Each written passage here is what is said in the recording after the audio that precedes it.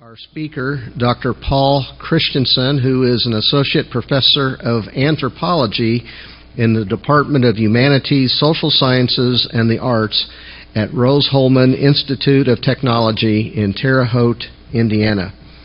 Dr. Christensen received his PhD from the University of Hawaii at Manoa in 2010. He is a cultural anthropologist specializing in contemporary Japan. His research interests include the use of psychoactive substances and recovery from addiction. He is the author of a book titled Japan, Alcoholism and Masculinity, Suffering Sobriety in Tokyo. Dr. Christensen has spent about a total of 4 years living in Japan, spread over 3 different occasions. He's a native of Seattle who has found himself in Indiana. This is the first of 4 presentations he's giving at Missouri Southern. He'll be speaking next hour at 11 o'clock on suffering sobriety, addiction, and recovery in Japan, and then 2 more presentations Friday morning, one at 9 and one at 11 here in Corley Auditorium. So please join me in welcoming Dr. Paul Christensen.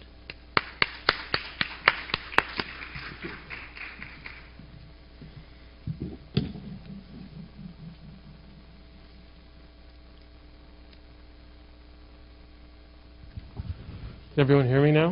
Is that good? Excellent. Well, greetings, everyone.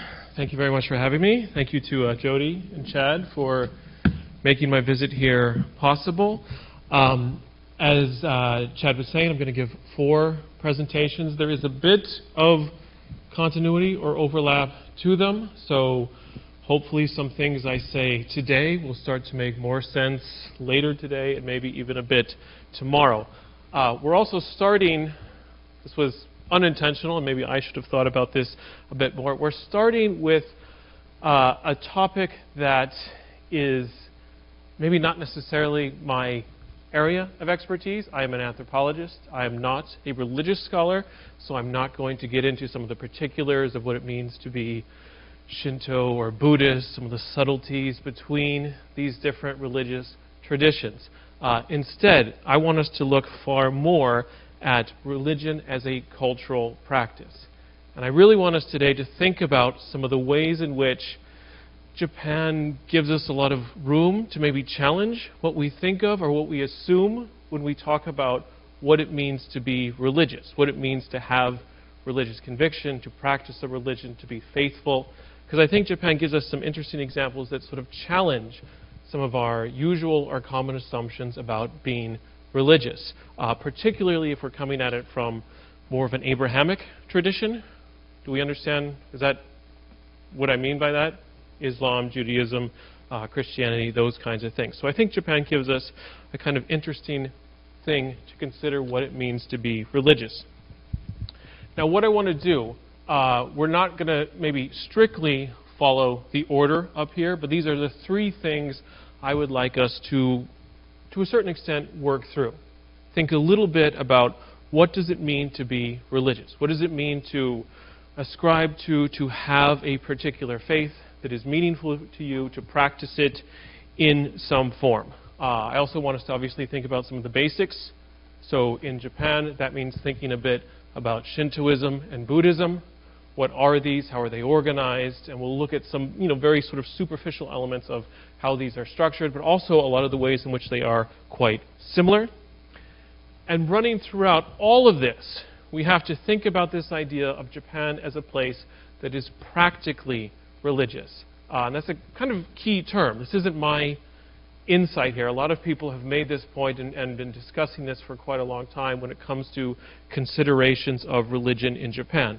But if we're talking about something practical, we're talking about something that is often practical in its orientation. There needs to be an immediacy to this, a tangibility to this. It is often far more rooted in, say, action than doctrine. It is often far more outward-facing than inward-facing, that it isn't necessarily something internal to you or maybe even identity-affirming to you, but affirms your membership in a larger community and requires that you typically do something. This has also resulted then in the quite widely circulated claim, the widely circulated observation, that Japan is a place where you have this sort of startling level of religious pluralism, where multiple religions can coexist. Coexist in a wide general sense, but even coexist within the same individual. And yet this can also take place in a place that is often ranked as one of the most secular nations in the world. When they do widespread sort of surveys of level of religious faith or religious commitment, Japan often ranks near the bottom. A lot of people, when asked, do not claim a religious identity, a religious affiliation. At the same time, when you actually observe people's lives and see the things that they do, you see a tremendous amount of religious stuff happening, and often religious stuff that is varied. People can be Shinto at one moment in life, or even one moment of the day, and Buddhist in another. You can even see Christianity being incorporated into things in some really interesting ways. I recognize that this is an imperfect comparison, but I often ask my students, how many Muslim Jews do you know? Or how many Catholic Protestants do you know? You might know a family that has a mixing of faiths or a mixing of traditions, but rarely do you know an individual that is combining these things. Yet in Japan, this is often exactly what we see, on top of people maybe not even claiming to have a religious affiliation. To help illustrate this, or help sort of highlight what I'm trying to talk about here, many of us who are coming maybe from a more Western, more Abrahamic tradition will often understand religion as something that is typically singular, that's comprehensive, that's congruent. It's a part of you, it's absolute, there often is not a lot of overlap, maybe particularly with different faiths. And so we often see situations where the numbers add up maybe relatively neatly. We have a situation in Japan that challenges that. In 2018, the Agency for Cultural Affairs, which is an agency within the Japanese government, did a large-scale survey of the population. And what they found was that when they asked people about religious conviction, and they worded this in kind of an interesting way. It wasn't necessarily what is your religion, but what religion do you recognize as valid, that has some salience, some legitimacy. This was the result that they came back with. You also don't need to be a math major, I think, to recognize an issue here, or an inconsistency here, right? The numbers add up to more than 100%, meaning a large number of people in Japan are giving legitimacy, are recognizing, in particular, both Shintoism and Buddhism as valid, and that you can practice both. You can often even move between both. And when we add some of the other things that come up, Christianity, or this category of other, which would include all kinds of different things, Hinduism, Islam, Judaism, etc., we get even more of a total beyond 100%. So there is a mixing going on here. There's a variety, there's a plurality to how people often think about religion in Japan. And we can push this a bit further, because a lot of the images, a lot of the things you see that you often say, oh, that's Japan, something that seems quintessentially, absolutely Japanese, for lack of a better way of phrasing it. When we see those things, we're often looking at religious things, be they landscapes, buildings, lived environments, what have you. This is one of the more famous sites in Japan. It's Kaneyama Shrine. It's near Hiroshima. It's quite photographed, quite documented. When you see a stock image of Japan, oftentimes this is one of the ones that will come up. Today it's a UNESCO World Heritage Site. It's a tremendous site of tourism, both domestic tourism, people coming from other parts of Japan to here. And if you, or when all of you visit Japan, it's probably something that might be on your itinerary, or certainly something you will encounter in the process of planning your trip.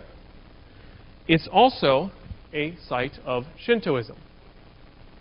And so it's not just a tourist site, it's not just a site of commerce, it's not just a place around which you plan your vacation, but it is a sacred site, it's a holy site, it marks what is perceived as a sacred body of water.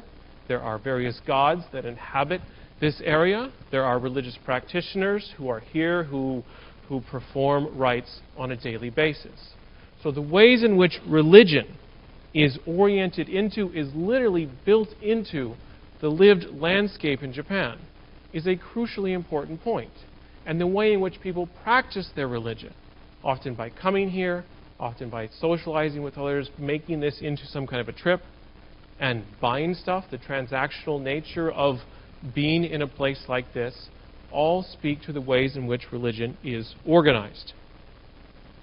We can consider it through a very different, but in many ways similarly structured example. This is Kinkakuji, the Golden Temple. It's in Kyoto. Kyoto is a city famous for temples, and there's a huge number of them, both Buddhist temples as well as Shinto shrines. This is arguably one of the more noteworthy ones.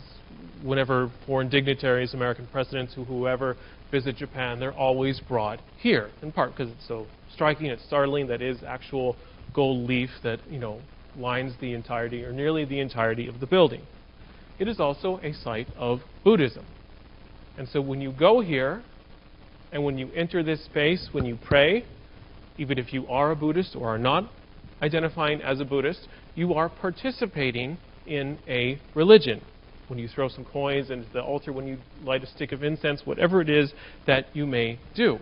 And this is often very much a part of people's visits to this place. So all of these examples then, they start to give us some things to unpack, some things to try to make sense of. That how religion is understood, how it is practiced, how people engage with it, is maybe a very different set of experiences than what we typically assume it to be, than what we typically assume the things that constitute being religious or having a faith or practicing a certain thing. If you think about this question for a moment, how do you do this? Maybe you are religious, maybe you're not religious, but you certainly probably have some ideas or some insights into how you actually carry this out. And an assumption we could probably make, given where we are in the world, is that a lot of what you do is probably oftentimes oriented inward. Not always, and not entirely, but it often is maybe about confirming who you are in terms of the faith that you carry, how you practice it, maybe confirming your identity in a particular group, but often also making distinctions, very stark, very absolute distinctions, between yourself and yourself as a member of a particular faith community and others who maybe don't share that. So there is this orientation inward.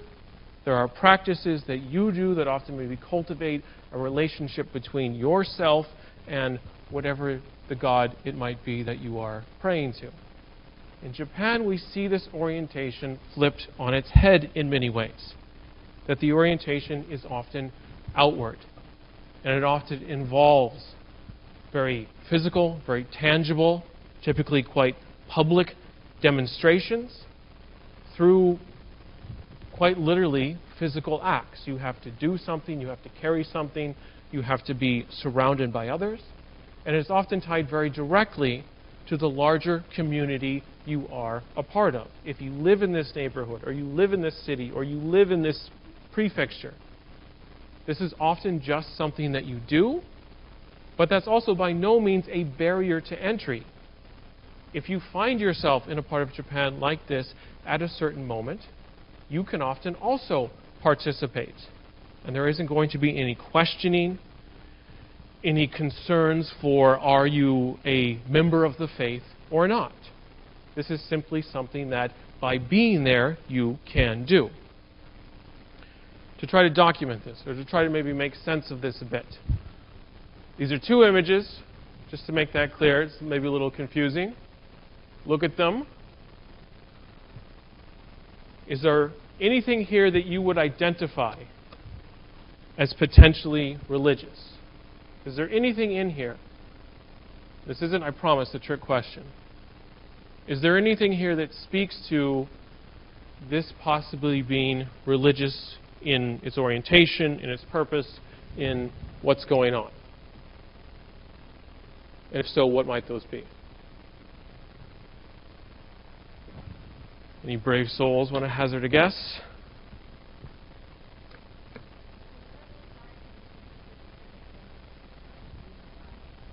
This one over here.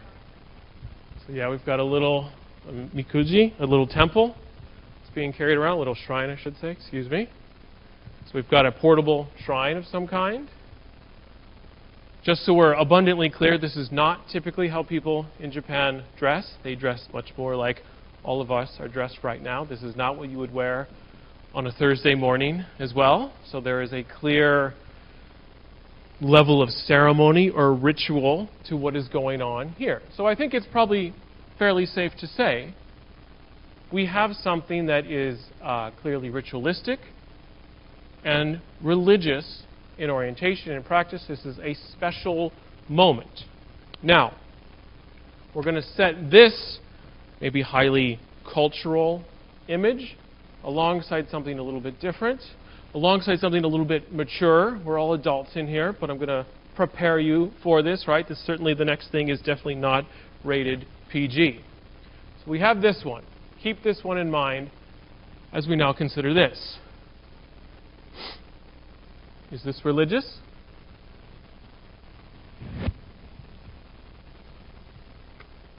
Yes? No? What do we think? Who says no?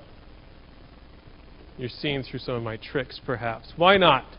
You were emphatic about it. Why not? Yeah. Why not? Because there's a bunch of phalluses up there, right? That doesn't seem religious, does it? No, something seems, what, odd, off, perhaps, about this. This challenges, perhaps, some of our sensibilities of what makes something religious. Well, what you're looking at is the Kaneyama Matsuri. Matsuri means festival. This is the festival of the steel phallus. Happens every spring, first Saturday in April, so plan your travel accordingly now. In Kawasaki, which is a city a little bit outside of Tokyo. It's an annual festival. It's been ongoing since the 1960s. It's tied very directly to a particular Shinto shrine, the Kaneyama Shrine. This is a shrine that has a historical association with metalworkers, blacksmiths, metallurgy, that kind of thing. So individuals who work in an occupation where you combine two things together to make one. Get it? It's also a place where a lot of people will often go to pray for easy childbirth or marital harmony. And it has a historical association with people who are either forced to or choose to work as prostitutes, who will often go here to pray for, to ask for protection from violence, from sexually transmitted diseases and infections, those types of things. So over the course of its history, and particularly since the 1960s, it has become this place where there is a festival devoted to the steel phallus that attracts a tremendous amount of attention. Believe me, everyone who organizes this is well aware of the jokes and the association, the somewhat tongue-in-cheek humor that is ongoing. But it also has an undeniably practical orientation. The money that is raised at this festival, a large portion of it is donated to organizations to the prevention or protection of victims of domestic violence. A lot of it also goes to research on HIV and AIDS in Japan, which has been criminally underfunded over the years. So there is a practical element, an active element, this sort of outward-oriented approach to what's ongoing. I also showed you this from the get-go. And you all said this was religious. Well, this is the same festival. Just doesn't have the guy with the dick glasses in it. If you look over here, what's inside the shrine? The phallus. the phallus that resides in the shrine, that is the basis around which this entire thing is organized. So while this is a somewhat maybe humorous and extreme example, this again speaks to how religion is practiced, how religion is thought about. It highlights, I think, very clearly this notion of Japan as a place that is practically religious, and that religion has to have a practical element. It has to be useful, tangible. It often has to be transactional, perhaps, and that is a large part of what's ongoing. And the barriers to entry, to participation in this, are not necessarily governed by a statement of faith, but simply a willingness to participate. And I really think that perhaps challenges some of our assumptions of what it means to be religious, what it means to have a religious orientation, a religious faith. It has resulted in what I think is a really fascinating cliche or statement or phrase that some people in Japan will often like to use. There's this idea in Japan that you can be born Shinto. The original one is born Shinto, die Buddhist. You can also now insert marry Christian. I put Christian in quotation marks for a very important reason, which we'll get to in just a second. But the idea here is that oftentimes when people are born, Shintoism is the faith that you often turn to. There's a practice in Japan called miyamairi. You see it happening right there. When a baby is born, typically within the first 30 days of your life, their parents, other family members, grandma, grandpa, etc., they need to bring this baby to a Shinto shrine. In many ways, quite similar to, has parallels with, say, a baptism in Christianity. To sort of introduce this person to the larger community, to have them be recognized now as an individual. And you've got basically 30 days to do it. At the other end of the life cycle, people often die Buddhist, by which we mean people have, overwhelmingly in Japan, a Buddhist funeral.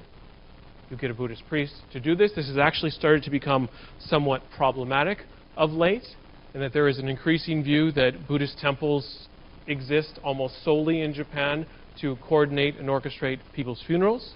That's not quite accurate. They do certainly other things, but a large amount of what they do is often revolving around death, funeral, helping send people off.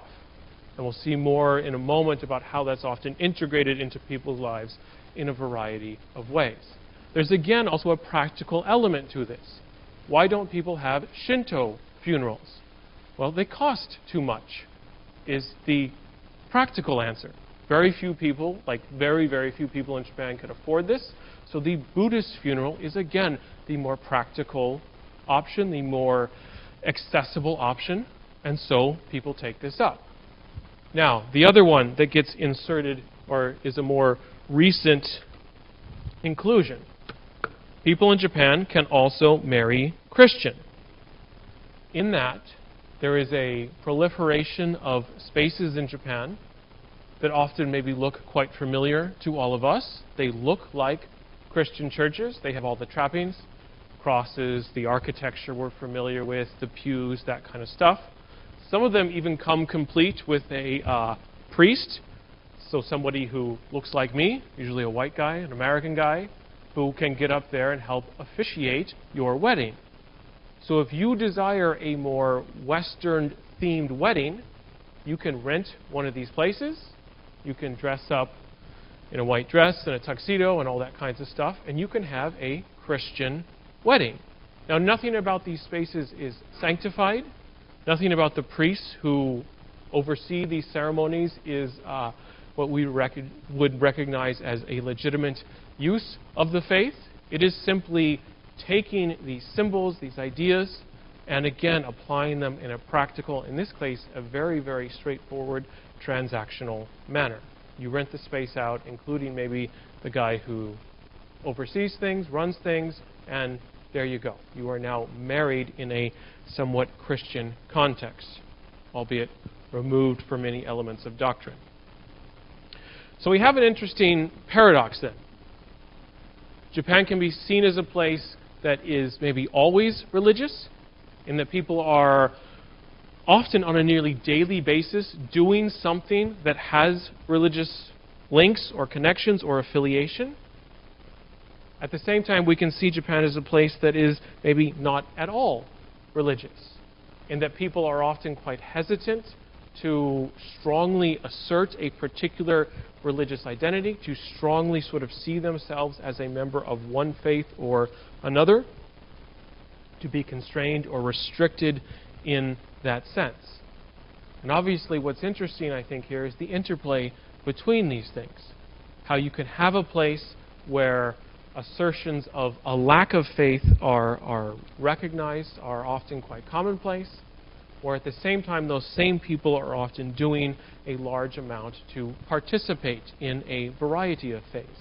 Maybe far more than what we might find here, even among populations of people who claim quite strong religious affiliation and identity. So, we've got some things we can now start to anchor ourselves to. If we're talking about religion, and we're talking about religion, or religions, I should say, more than one, in Japan, and we're talking about them as cultural practices, we can see very clearly that there is a necessity for action. You need to do something here, and the action is almost far more important than maybe the spiritual or the internal, the emotional. It is oriented far more towards this world instead of what might come afterwards, what might come next. It is directly tied in some powerful ways to the communal, and it really sort of collapses maybe these distinctions between religion and community. Now, that one's maybe a little bit tricky. There certainly are religious communities everywhere, and people often cultivate a sense of community and shared communion with others through religion, no matter where they might be.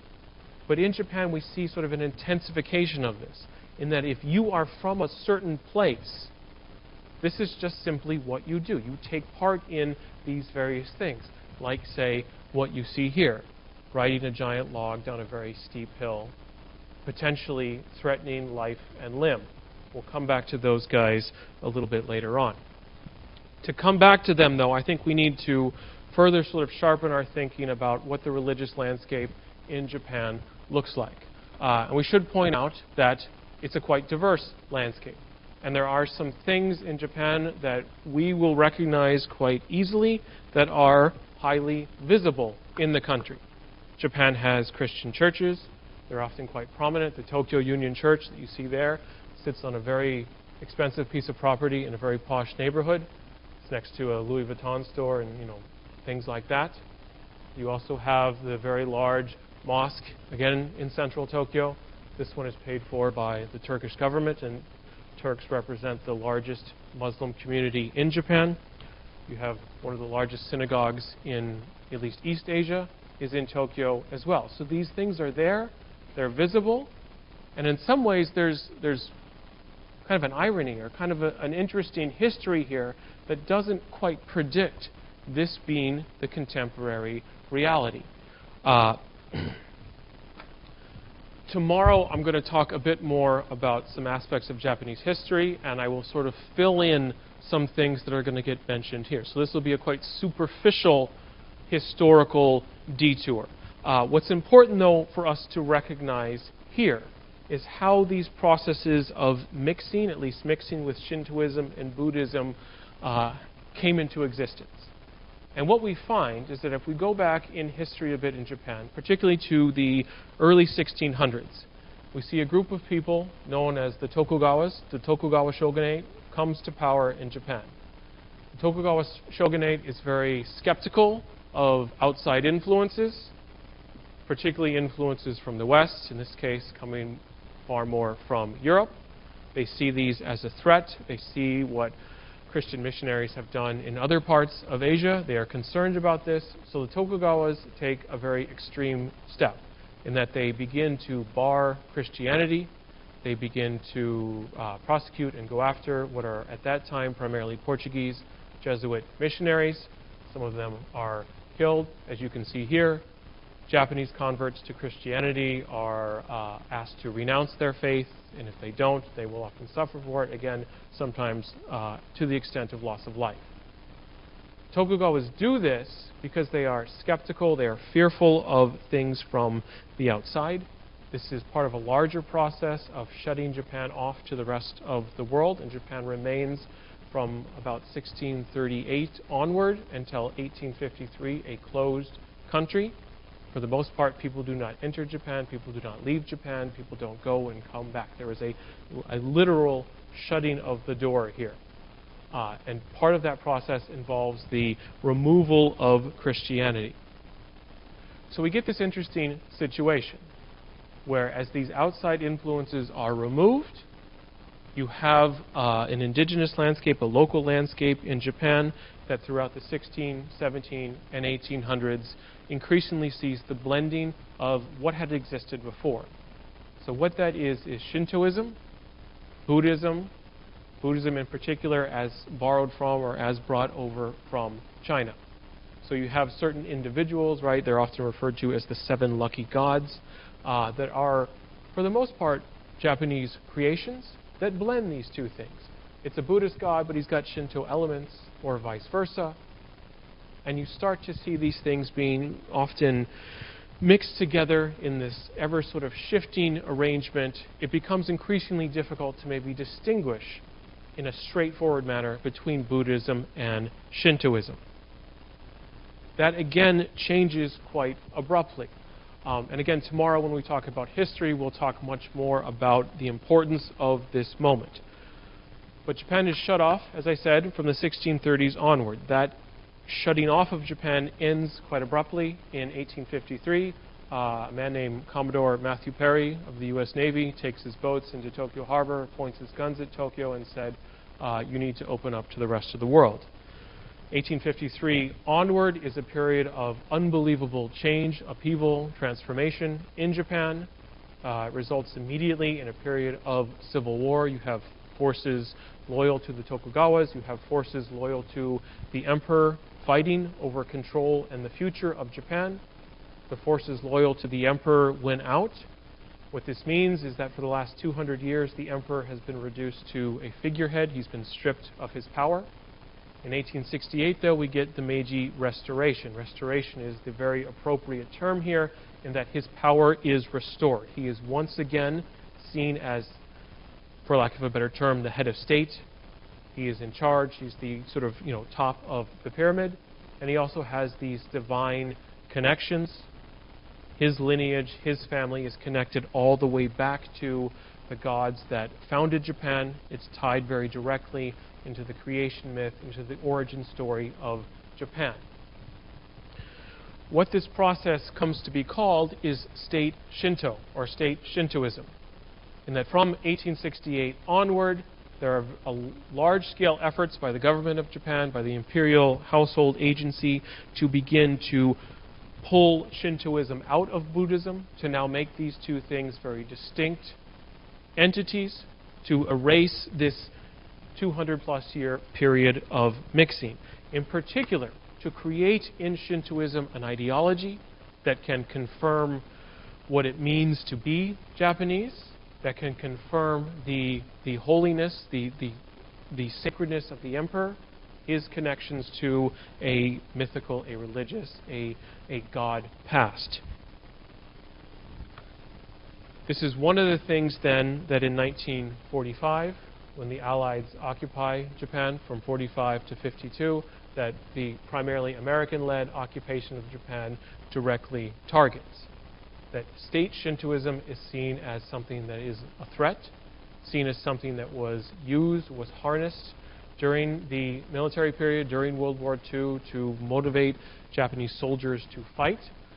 The Emperor Showa, you maybe know him better as Hirohito, is required to renounce his divinity, to say publicly that he is not a living god, and aspects of the incorporation of Shintoism into state policy, into governance, are made illegal. You can see some of the imagery in the flyer, some of the things that SCAP is the acronym for the Allied forces in Japan, and make this a very illegal process.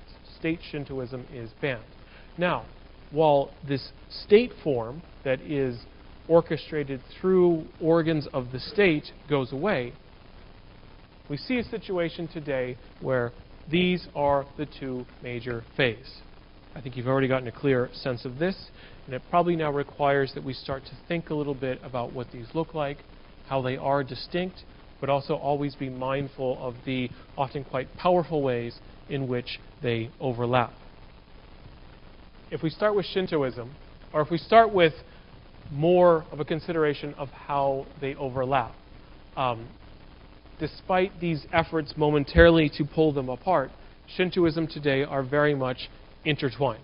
Shintoism and Buddhism are very much intertwined. We have situations where temples and shrines are often built next to each other, in some cases even built within each other. So a site that was once maybe a Buddhist temple now has a Shinto shrine on top of it. Visits to both places are often prescribed or formatted in quite similar ways. You clap your hands, you pray, you maybe offer some money, you light some incense, that type of thing. You often have an interchangeability. If the Shinto guy is sick one day, the Buddhist monk can potentially fill in for him if necessary, and vice versa.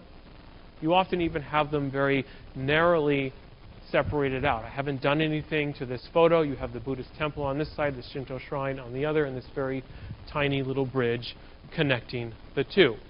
So today there is a tremendous intertwining of these things. But what they look like in more practical terms. Shintoism has roots in an indigenous tradition in Japan. It is often referred to as being animistic in its orientation. All we mean by that is that there is a abundance of gods, many, many gods. In Japanese, they're kami, quite literally hundreds, if not thousands, often residing within the lived environment. So certain mountains, certain forests, certain rivers, bays, etc., might have their own kami who live there, their own god.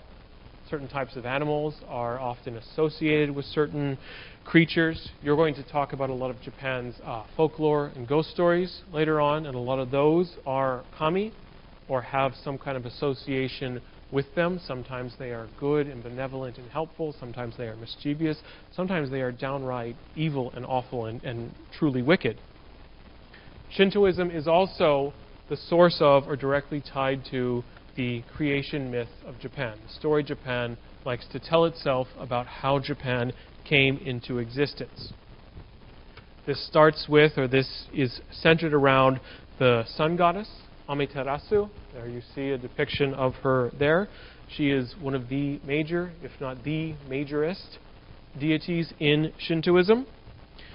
And the story goes that how Japan came into existence is the result of initially a fight she has with her brother, Susanoo, who is another major deity in Shintoism. They fight. Amaterasu gets angry. She retreats into a cave, and since she is the sun goddess, she snuffs out light. The world goes dark. This is obviously distressing and unacceptable and problematic. And so a lot of the other gods gather outside of this cave, and they begin to try to think of ways in which they can coax Amaterasu out of the cave. How can we rectify this increasingly dire situation? One of the other major gods in Shintoism, not quite as major as Amaterasu, is this one, Ameno Uzume.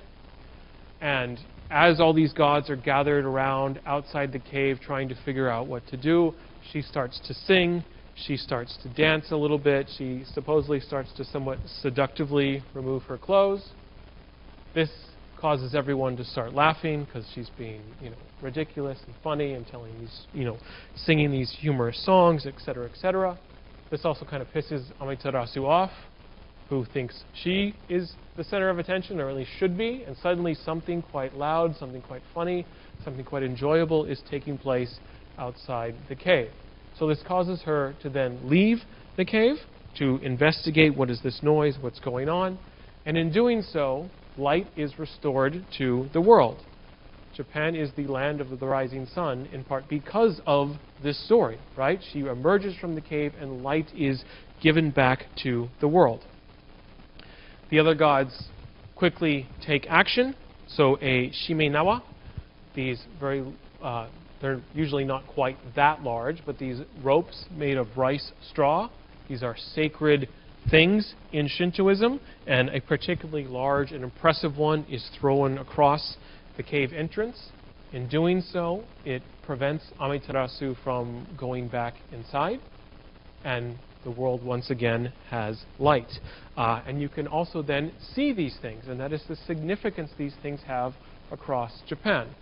This is the Shiminawa, the sacred rope at the Grand Shrine of Issei, which is the shrine where Amaterasu's spirit, or where she is venerated within this particular shrine. So hence the size and the sort of heft of this one.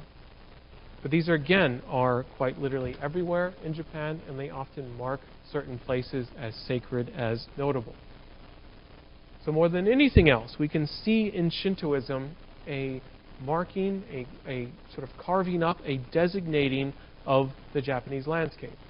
It is made sacred through Shintoism, be it actually going to a shrine, writing down your message, something like that, but even some of these quite famous sites, right? Back to the one in Hiroshima, or even just smaller ones like this. This is what makes Japan, in a lot of our minds, Japan, and also marks a large part of Japan as sacred somehow. Japan is a mountainous country. There's no points for figuring that out. It's a very obvious thing.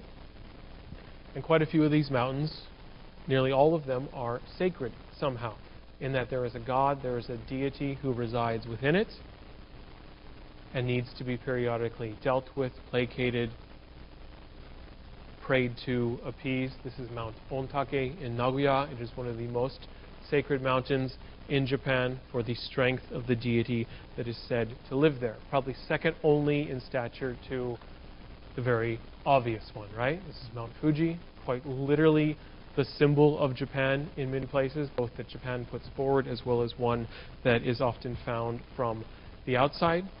Mountains are rarely that symmetrical, so I could sort of understand the appeal. I also caution you, I don't want anyone disappointed when they go to Japan. It almost never looks like that. It is famous for being quite shy, is how a lot of people in Japan will describe it. It's often shrouded in clouds. That's like 1 or 2 days a year you can actually get that photo. So maybe you'll get lucky, but probably not.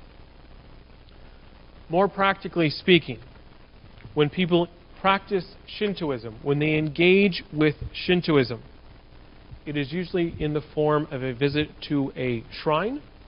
This takes place very intensely at important moments of the year, so things like, say, New Year's, and quite literally everyone in Japan will often visit one of these places during the New Year's holiday. But you can go at any moment, and people are going on a daily basis oftentimes. They are often asking, though, for things that are far more, perhaps, personal in terms of the request, but is also, again, this world oriented. You ask to, have success in your upcoming job interview, to pass your exams, to have a good marriage, to find a wife, or to find a husband, find a boyfriend, find a girlfriend, easy childbirth, long health and longevity for your parents. These are the kinds of things that people typically go and ask for.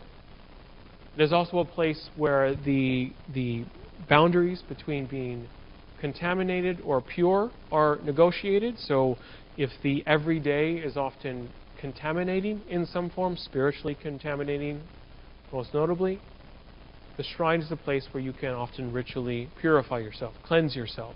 Incense is used, prayer is used in a variety of ways. But for most people, there are these elements of the transactional. You go there and you try to buy something that you want. So it might be the form of an omikuji. That's what you see there. So you go up, you put 200 yen in the little slot on the box, so about $2.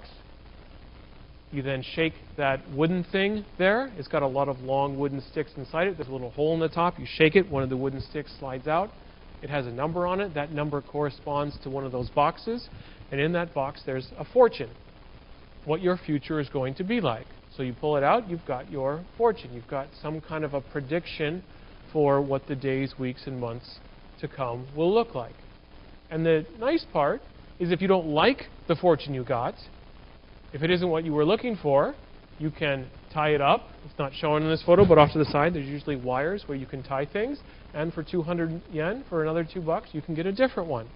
And you can keep going until you get the one that you want. You can also buy the quite famous amulets, the omomori. These are protective things, quite literally. If you encounter any Japanese person, particularly a student, they've often got it on their backpack or their keychain or something like that. These are designed to do a variety of things. The most general ones, like you see there, for $5, you can buy an amulet that will protect your health. But they often can get far more specific.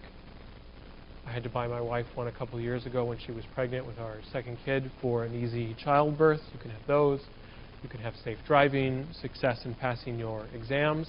You can request special ones.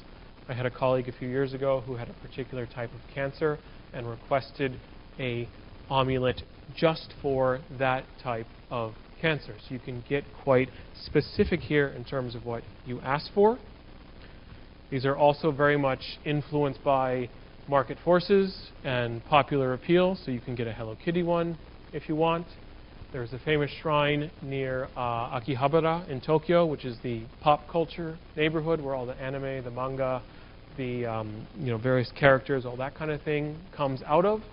So you can get one that's made out of recycled computer parts. You can even put it in your computer, and then your computer will be protected. So there's something practical. So there's something this world oriented to what you're doing. This also does set up a few kind of interesting designations or different areas of life that Shinto and Buddhism occupy. Because Buddhism is somewhat structured or oriented in a different way. I'm sure we all sort of recognize this by now. Buddhism is not Japanese. It comes via India, or comes from India via China to Japan. Buddhism is quite diverse in Japan in that you can have lay practitioners as well as monastic practitioners. Monastic being you're committed to it, you eat a vegetarian diet, you are celibate, you live in a monastery, this type of thing. But you can also have a lot of people for whom this is quite literally maybe a business. And control of Buddhist temples, regulation of them is often passed from father to son. And this has often been ongoing for a number of generations. Those people obviously then can get married, can have children, can drink alcohol, can eat steak, all this kinds of stuff. For most people in Japan, though, Buddhism is very strongly equated with death.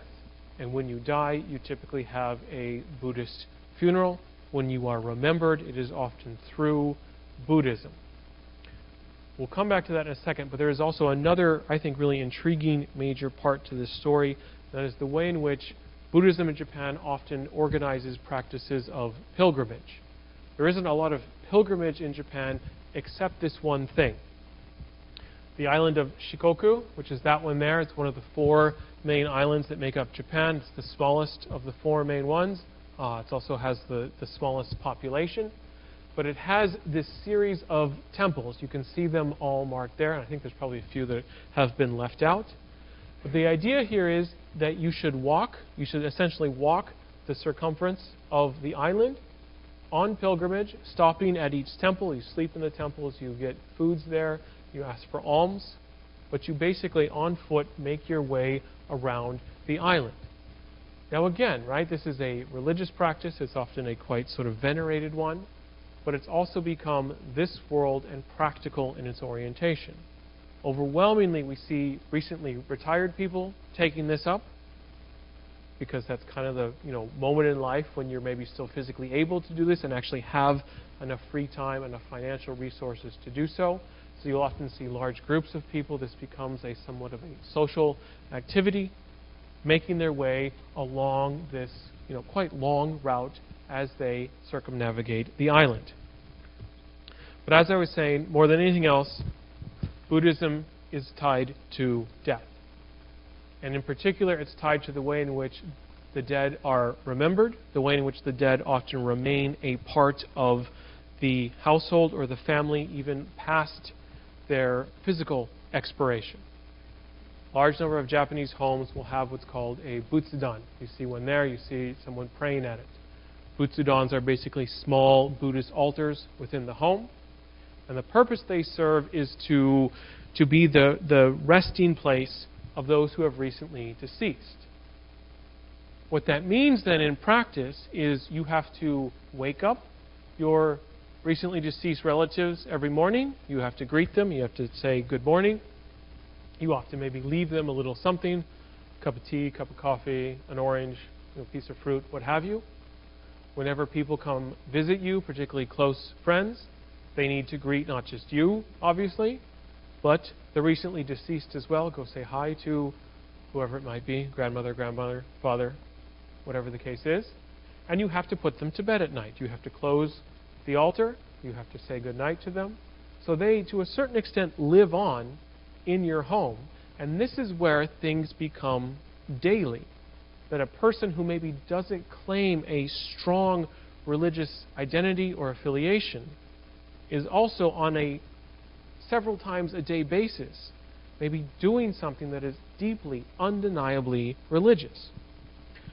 We can also think about this a little bit in terms of it's not the equivalent, but there is a Shinto thing here as well. It's called the kamidana.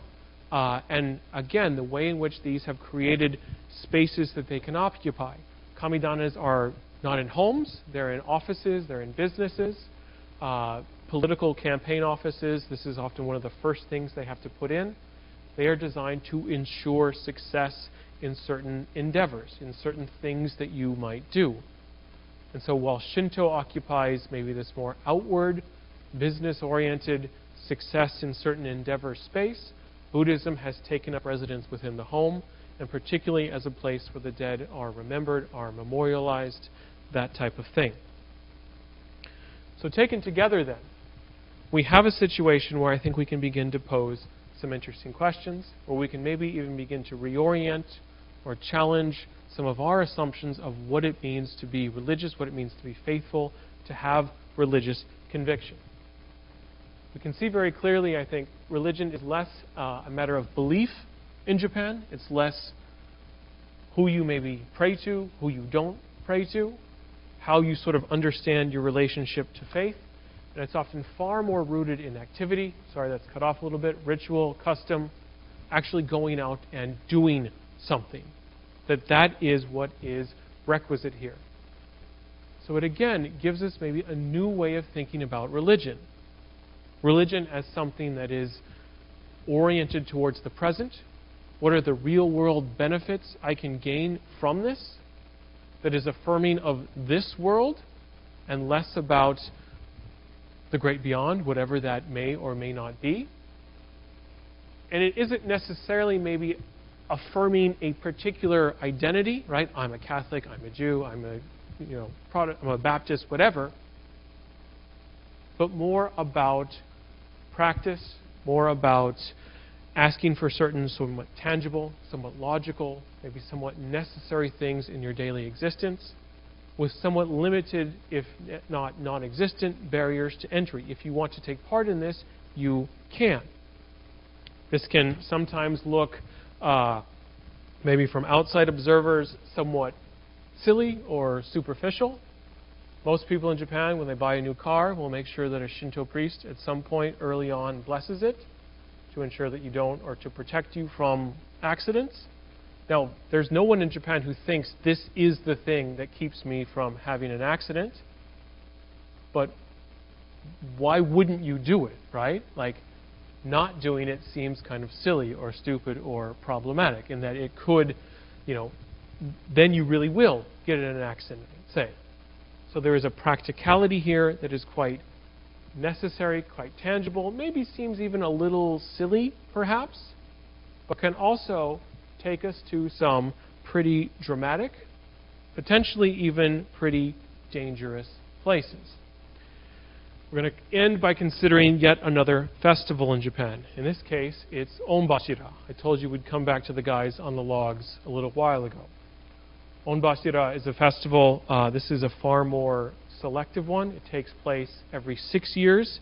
It happens near Lake Suma, which is in Nagano, sort of the central kind of very mountainous region of Japan. It's actually going to happen next year. So when you go to the phallic festival, you can also go to this one. Onbashira, however, involves quite a bit more than just walking around looking at people in funny outfits. For Onbashira, the people who live in this part of Japan, and they are often divided up into various groups or factions, they need to go quite deep into a forest that is again a sacred space. They need to chop down by hand trees that the priests have designated as sacred. They need to carry those trees out of the woods, again by hand. You have large numbers of people who are involved in this process. But the final step, the final stage is you take these logs, you get them up at the top of a very high hill, and you ride them down the hill. You then have to cross a very cold river that has recently thawed from the winter before you finally carry them to the shrine site. Every time they've done this, as far back as records go, someone has died. Every single time. In some cases, more than one person has died. This goes alongside the fact that every time they do it, there are any number of twisted ankles, broken legs, twisted knees, concussions, etc., etc. Hypothermia from the river in particular. But there are no calls, there is no effort to change this, to stop this, to make them wear helmets even. None of this. This is just how it has to be. And nobody questions this, nobody is skeptical of this. So in some ways then, we have a really interesting, dare we want to say it, test of faith. And that every 6 years, if you live in this part of Japan, particularly if you're a man in this part of Japan, you take part in this thing that might kill you. And you don't question this for the most part. You don't try to avoid this. This is just something that you do. Hopefully this works. There it goes. It's often quite dramatic, quite orchestrated. There's a lot of chanting, as you can hear, a lot of things that are required beyond just riding the log down the hill. Let us watch this for a second.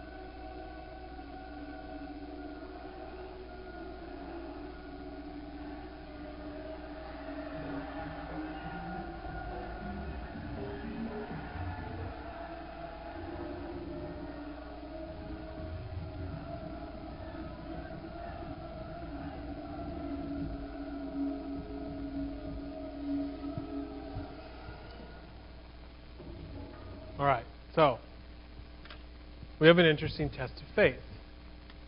An interesting test of faith that I think is a good place to sort of consider all the ways in which Japan might challenge what we think about when we consider what it means to be religious. This is a place that consistently ranks as one of the most secular countries on earth. It is a place where people are quite comfortable moving between multiple faiths, most notably Buddhism and Shintoism. But where things like this, and this is obviously a pretty extreme example, take place on a semi-regular basis once every 6 years and are seen as an important, a necessary part of daily life, even if there is real risk of harm, injury, even death. So my hope is all of that taken together causes us to start to reevaluate, to maybe think a bit about what does it mean to be religious. And what does Japan give us in terms of maybe challenging some of those ideas or expanding them, altering them, opening them up to new interpretations. That's all I have for right now. Thank you very much. Happy to